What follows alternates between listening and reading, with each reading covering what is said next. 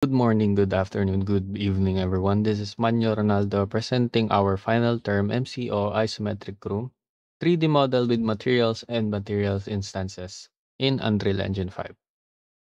So, ito po yung isometric room namin na we use in our old activity. And as you can see po, it's already textured. Nag-add po kami ng texture kasi yun po yung mas reliable pagdating sa materials dito po sa Unreal Engine 5.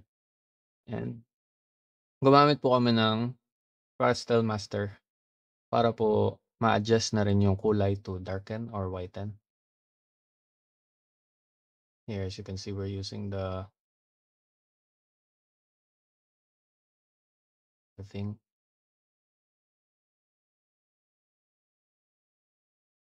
All right.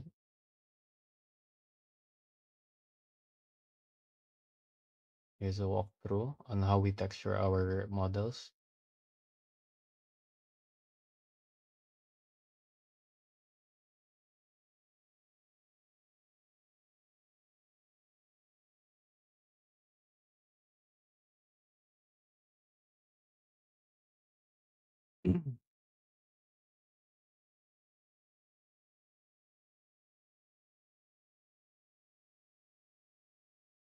Let's try texturing the TV now.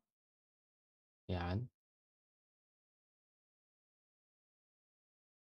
And ito naman po yung blueprint na ginamit namin. Bale, nag-add lang po kami ng, like I said in earlier, yung Frestal Master para po ma-adjust yung kulay niya.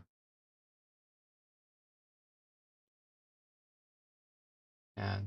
Yung mga materials like oak, sofa, or wooden.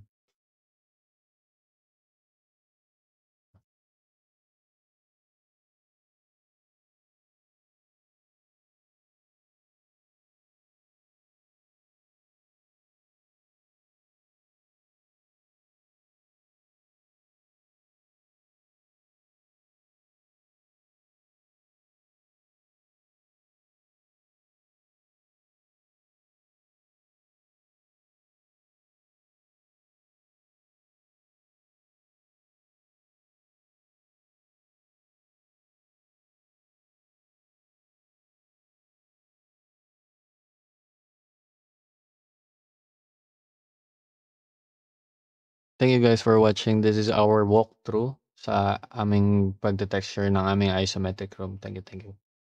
Bye!